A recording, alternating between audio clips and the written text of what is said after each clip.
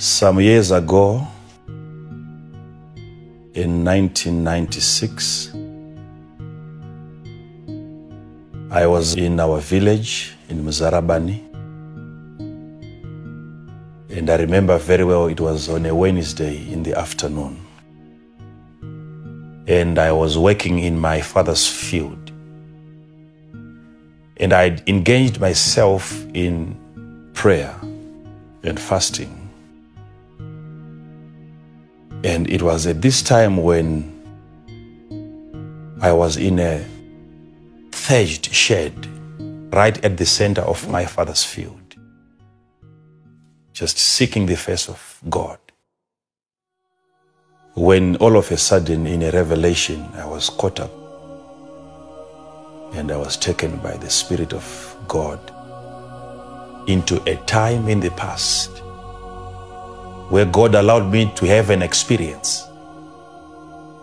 And I looked and I saw the people of Israel as they were coming from the land of slavery into the promised land. And in that revelation, I saw God's servant, Moses, as he was leading God's people. I looked at him, I saw everything about him, his appearance. I saw his face, I saw what he was putting on. And by the special grace of God, I was privileged to see the entire process of their deliverance. And then it was in that revelation when I saw Moses standing, and I was made to look up into the sky. And then that's the day the God of Moses spoke to me. The same words that he spoke to Joshua. And he said to me, just as I have been with my servant Moses, so shall I be with you also. And this is happening in a revelation. What brought that revelation to an end was a physical, glorious manifestation of the presence of God, which appeared. That thatched shed was in flames,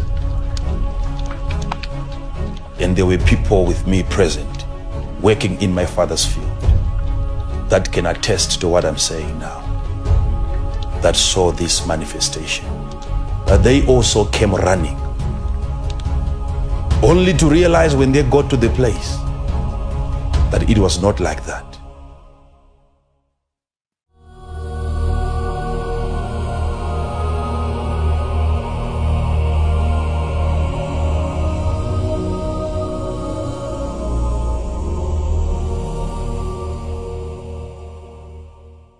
Zongona vanhu vemunextdoor maminda vachimhanya manje. Isikati ko vanhu vari kumhanyire kwava ndiko vatarisi tikaona kuti vari kutomhanya kungalanga kwatiriswa kumba tacheuka tichitarisa kushedu kuya takangoona moto wachiti dhuma moto uyo denga rese kuti bho raive rireuswa saka rese rangoita moto one time kuti bho patakamhanya isu rakaratosangana kumhanya kwese kwataita rakaratoti dhuma. And they left their sprays in the field, picked up some buckets of water. All these men, married men,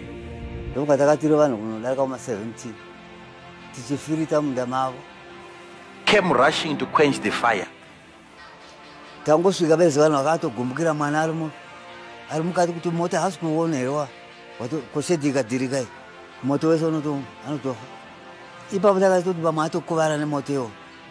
Saka paakapindura maendo pataka zompindura nehacha ndikati uri kuramba wakarara usikuona kuti denga rapera. And when they got to the shed, they were making a lot of noise. That's how I was brought back from the vision. And then I stood up. I realized the whole shed was surrounded by people. And I couldn't understand what they were talking about. And all of them were busy looking for the fire. Where's the fire? Where's the fire? We saw fire. And then I'm trying to explain to them now, you guys, I saw something when I was in there. Nobody was listening. Of all the people that were there, they were busy looking for their fire. And when I was pinturwa nemanu kuti vanhu vakavashamisa. Zvaityisa izvozvo kuti anogoti hapana moto uri kutsvaiwa wataona kureva kuti tiri mapenzere isu. Takazobata chokwadi tatoona hapana chiri kutsvawa izvo. It was after that incident, that's when I knew that God has called me into ministry. And God wants his people delivered.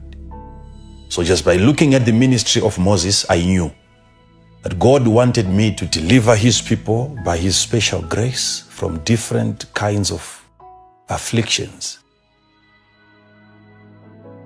But the part that I didn't understand is how God was going to bring that to pass.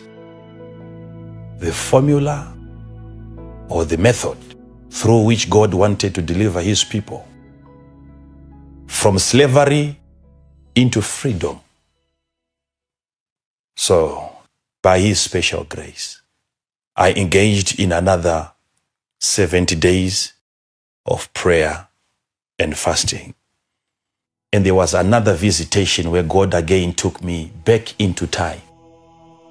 And I saw his servant, Apostle Paul. Now it was during that revelation when God made me to understand. By looking at the nature of Paul's ministry, that's when God then combined the two, the ministry of deliverance. How God would have wanted me to deliver his people, or how God wanted me to deliver his people the way Moses did. And then looking at the ministry of Paul, God wanted his people to be delivered through information, through sound teaching of his word, and through deep revelations of his word.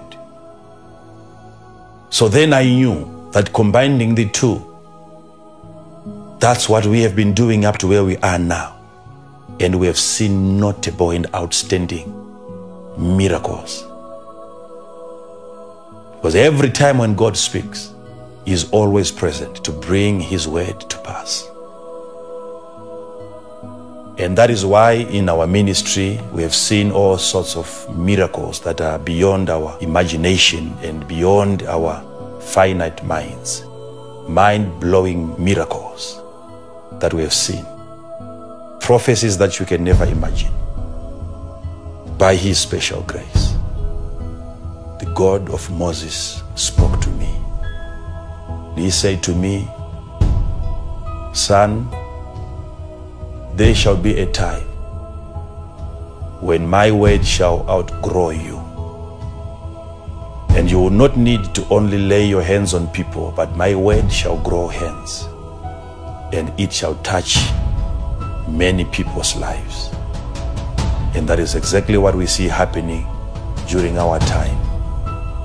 A word is spoken, and miracles take place. So we really want to thank God, and we want to appreciate God for what we have seen up to where we are. And as you come and you hear what God is saying, the next thing that you'll have is an experience of that which God might have said to you, that you'll see the manifestation of the spoken word of God. The God of Moses spoke to me the same words that he spoke to Joshua. And he said to me, just as I have been with my servant Moses, so shall I be with you also. The God of Moses spoke to me.